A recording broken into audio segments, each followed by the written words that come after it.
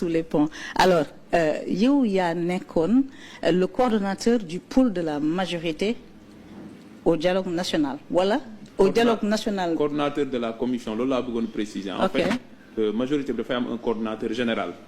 Donc il s'agit de Ayib Daffé qui est le secrétaire général du parti et président du groupe parlementaire à l'Assemblée. Maintenant dafa am ñetti commission comme ni ñu ko gisee woon. Donc commission démocratie liberté et droits humains nga xam ne amoon na 15 points yu ñu fa waroon waxtaanee foofu laa nekkoon coordonnateur du pôle de la des droits humains. Oui. Comme par hasard la commission où il y a eu 26% d'accord. waay dinañ ci ñëw c'est triste hein. mooy commission bi gënoon tàng c'est normal parce que c'est des sujets yu difficiles comme ay rationalisation des partis politiques, financement des partis politiques, les cumuls de fonctions, les articles 80 et suivants. Donc c'était une commission très stratégique du point de vue. Mais justement xam nga li bizarre. mooy commission boobu nga nekkoon le coordonnateur du pôle de la majorité. moo waroon nekk commission bi waroon enregistrer 100% de points d'accord xam nga lu tax. da ngeen def presque 5 ans di dénoncer les atteintes à la liberté, di dénoncer les emprisonnements. di dénoncer les mandats de dépôt que l'on distribue comme des sandwichs comme ni ko mon grand Alioune Ndiaye doon waxee. ngeen def 3 ans yoo xam ne jàpp ngeen ne vous avez été victime de nombreuses entraves à la liberté. Vous venez au pouvoir, il y a un dialogue national initié par le chef de l'État. On veut parler, on veut améliorer le cadre de la gouvernance et de l'état de droit. On veut mettre un terme à ces entraves à la liberté des individus et des partis politiques et des associations.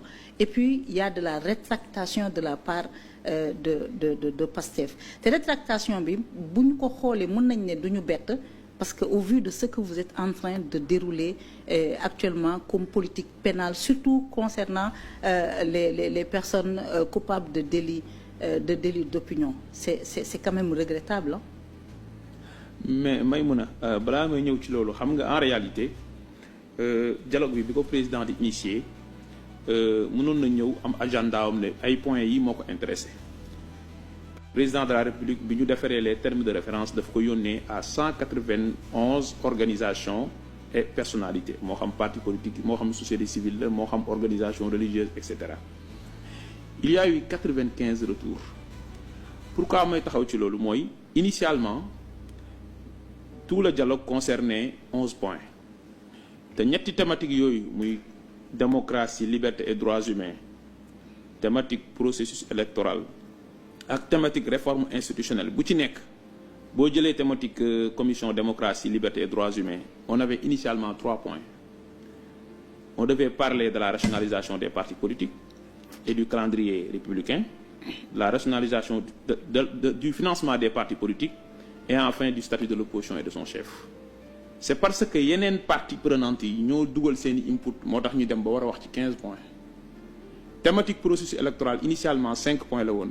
C'est parce que yeneen parties yi ñoo dugal seen input ba ñu dem ba 21 points. Finalement, on est passé de 11 points à 40 points. C'est-à-dire multiplier ko par 4.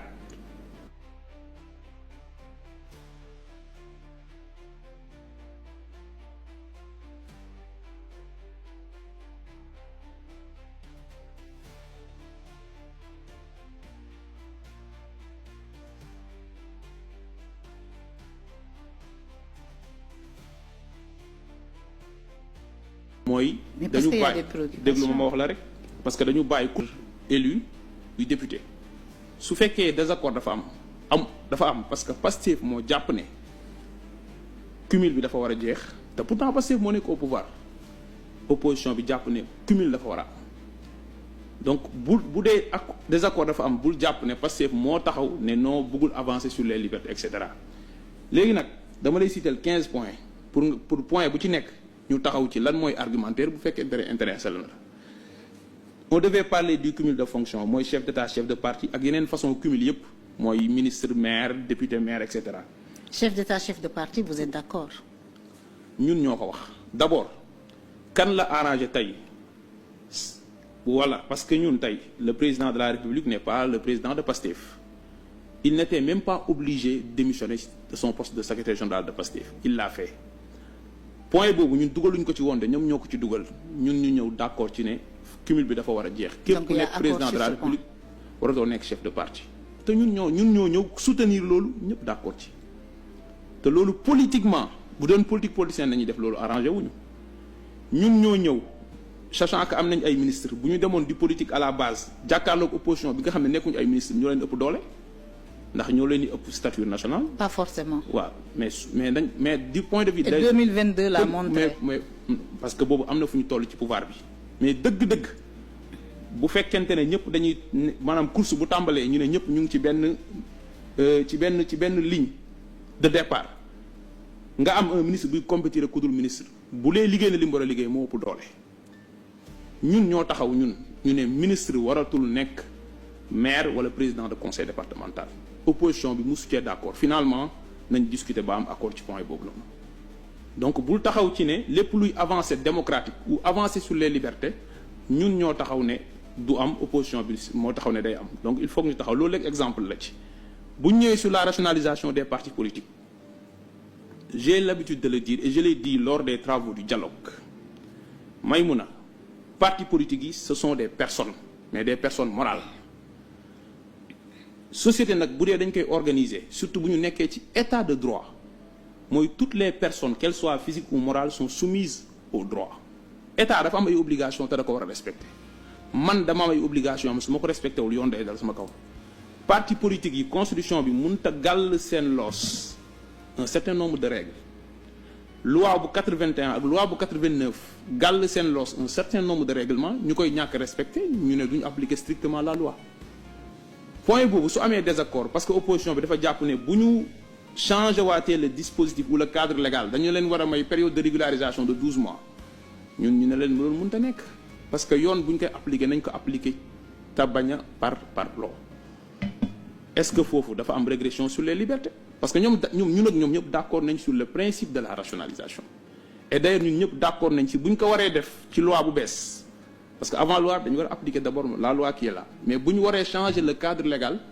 ñun d'accord nañ ci ne képp kuy créer parti politique war nga am un certain nombre de parrainages dans au moins 7 régions d'accord nañ ci ne da nga war a am un nombre minimal d'adhérents da nga war a am siège social bu effectif mais da nga war a compétir ci élection yi parce que parti politique ta vocation première mooy nga dem participer ci élection mais ku créer parti politique pendant 10 ans participer woo ci benn élection est-ce que dafa war a continuer di am existence légale nous sommes tous d'accord sur la nécessité d'assainir le système partisan au Sénégal donc loolu ay avancé la beneen bi mooy da nga la loi elle xam nga dama fi invité Pierre Ahmed Ba la loi sur qui organise les partis politiques elle existe déjà mais l'État n'a qu'à appliquer cette loi-là et mettre de côté toutes les organisations politiques qui ne sont pas conformes.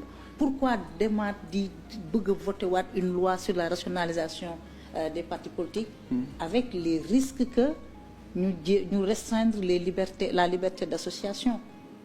Non, xam nga yow déjà li nga dafa contradictoire bu fekkente ne xam nga liberté d'association c'est pas une liberté absolue liberté boo gis liberté d'entreprendre c'est une liberté ay ñaata entreprise le tribunal di prononcer leur liquidation am na est-ce que c'est une entrave à la liberté d'entreprise ou la liberté d'entreprendre la liberté de mouvement am na chantier bu amoon fi état bi tabax mën na baare tali bi ne la fa la ngay jaar liberté boo gis dañu koy encadrer dans une démocratie. On est d'accord. On est tous d'accord donc parti politique yi lan moo leen may liberté d'association constitution bi même constitution boobu moo leen da ngeen am devoir def nangam. waaw nañu appliquer loi bi. léegi nag.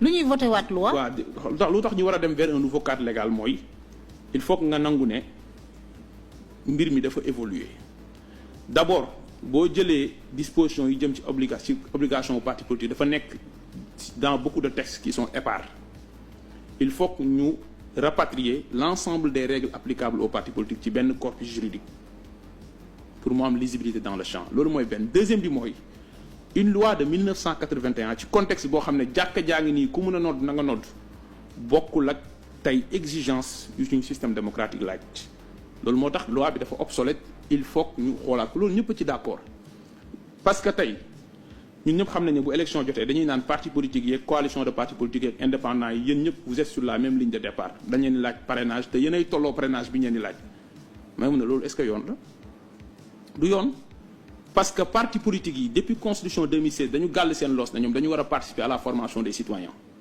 dañu gàll seen loos ne ñoom parti politique yi dañu am devoir ou participer à la gestion des affaires publiques mais à la promotion de la participation des citoyens à la vie nationale ñooñu mënuñ fi nekk di animer démocratie 10 ans 15 ans 20 ans benn nit élection jot mu jugee fële ne indépendant la nga laaj leen parrainage laaj ko même nombre si on applique le parrainage a priori aux partis politiques dès leur création ñu jouer seen rôle à la fin de chaque année ñu def seen rapport d'activité ñu publier seen compte ñu déposer seen compte financier un commissaire au compte certifié ko partis politiques yooyu dañu am droit jot li ñuy wax le financement public xam nga ñun ñoo nekk au pouvoir mënoon nañu ne ñun mën nañu utiliser yeneen levier am xaalis mais pour un jeu équitable ñun ñoo ñëw proposer l'introduction du financement public des partis politiques sous réserve de déterminer des critères d'éligibilité opposition bi d'accord ci initié wu leen fii le financement des non partis politiques dugal ko ci loi bi depuis Mohamed Mbodj dañ ko moom El Hadj Mbodj Mbodj njëkk a wax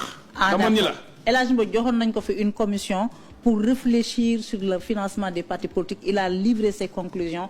Elles n'ont jamais été appliquées. Nous avons exploité tous ces documents, effectivement. Et nous savons que c'est une vieille doléance. Nangul ñu le mérite ñun ñooy première partie au pouvoir bu ñëw accepter loolu proposer ne dañ ko war a def ba opposition bi xam ne da leen arrange ñu def ko. C'est pour le moment un vœu pieux. Non, pas un vœu pieux, une conclusion consensuelle du dialogue. Et le président s'est engagé à appliquer attendons la matérialisation et la mise en œuvre de cette réforme-là. Parce que El Hadj Mbodj, je pense que c'est depuis... Mais mësuñ ko légiférer. Tant que légiférer wuñ mënuñ ko def. Ñun ñoo pare pour légiférer. waaw d'accord. nañu xaar Macky Sall génn na fi def na fi voté na fi référendum statut du chef de l'opposition dem ba defar projet de loi bi ça n'a jamais été mis en œuvre. loolu beneen débat la. voilà loolu beneen débat la mën nañ ci dugg mais li mu bëgg a wax ni maanaam bu amee ay avancées démocratiques yi war a am en vertu de ce dialogue c'est parce que ñun ñoo ko proposé xam nga ñun ñoo nekk au pouvoir ministère de l'intérieur ci kan lañ dépendre du ci président de la république ñun ñoo ñëw falu jël ministre de l'intérieur teg fa ku deful politique benn. Direction générale des élections DGE ministère de l'intérieur nekk ñoom ñoo war a organiser matériellement les élections ñun ñoo nekk pouvoir de ñun ñu d'accord ci ne nañu dénk la gestion et l'organisation des élections à un organe indépendant boo xam ne mooy gérer le fichier parce que le fichier est géré par la DAF mooy gérer le fichier mooy organiser matériellement toutes les opérations électorales mooy proclamer les résultats provisoires nga xam ne léegi Sénat nga xam ne dañ ko cantonné woon ci rôle de supervision désormais un organe indépendant te organe indépendant boobu normalement parti politique yi mën nañ ci am seen représentant opposition bi pouvoir société civile et cetera kon accord amul ci lii désaccord am na ci léeg-léeg lu ñu war a njëkk réfuter mooy ñun ñoo bañ avancer lépp lu ci avancer ñun ñoo ko proposé loolu laa bëggoon a saxal fii tey. léegi wax nga ci rationalisation parti politique yi. waxtaan bi day continuer. L'opposition d'accord na mais mu ngi ragal voilà ñu dugal ci ay porox ndong donc nee nañ nañu continuer li nga xam ne moom mooy waxtaan bi. léegi ñëwal ci beneen point d'accord bi. article 80 ak prononcé exclusif de la déchéance électorale par le juge. ak renforcement des pouvoirs. affaire inéligibilité yi ci loolu laay njëkk a taxaw gis nga. non d'abord ñëwal ci renforcement des pouvoirs du premier ministre bi nga xam ne l'opposition daf non loolu waxuñ ci. daf ko rejeté. et ñun ñoo wax ne sax buñ ci wax en réalité. ndax lan. waaw kay parce que ñun xam nga il faut nga xam ne le président de la République point initiaux yi mu waxoon nature juridique du régime politique sénégalais bokk ci woon yeneen nit ñoo ci dugal ne nañu waxtaanee nature juridique du régime politique bi mu ñëwee xam la mooy position majorité bi ñun dañu ne système politique bi ñu war a waxtaanee ay tey c'est sur la base du régime juridique actuel donc soxlawuñu waxtaanee fii nature juridique du régime actuel opposition bi ne régime bi fi nekk baax na bu ñu ko laal loolu mooy ku wut fu nu fanaan ak ku ko bëgg ko wéetali te jël buntu bi du leen boole. mais le débat s'est posé. non le débat en tout cas suñ commission lañ ko waroon waxtaanee le débat ne s'est jamais posé. boo xoolee même ci conclusion yi ce point là n'a pas fait l'objet de débat. ñoom nag ñoo foogoon ne ñun dañoo bëgg ñëw proposer ko léegi nag. non au départ vous vouliez un statut sur le chef de l'opposition parce que jàpp ngeen ne le chef de l'opposition son alter ego n'est pas le président mais le chef du parti au pouvoir. Ne sera plus le président. Ah bon? ok xam nga lu tax ñun ak opposition bi ñoo d'accord ci ne léegi président de la république dootul nekk chef de parti on est d'accord. D'accord. kon le président de facto n'est plus le chef de la majorité. D'accord. léegi kon chef opposition kan mooy alter ego parce que bi ñuy xalaat chef opposition c'était pour mu nekk alter ego wu président bi chef majorité. dès lors que ñun ak ñoom d'accord nañ ci ne léegi ak parti parce que il faut pas oublier la société civile et toutes les parties prenantes d'accord nañ ci loolu léegi kon mënoo ne da ngay définir rôle ak statut chef opposition te doo définir rôle ak statut chef majorité amatul sens.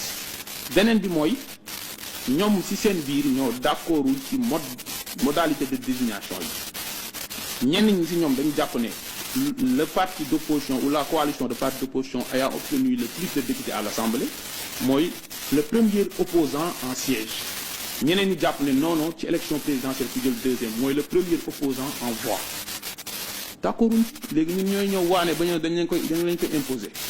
ma teg ci leneen nga baal ma daaneel foofu rek mooy statut opposition et de son chef fu mu cohérent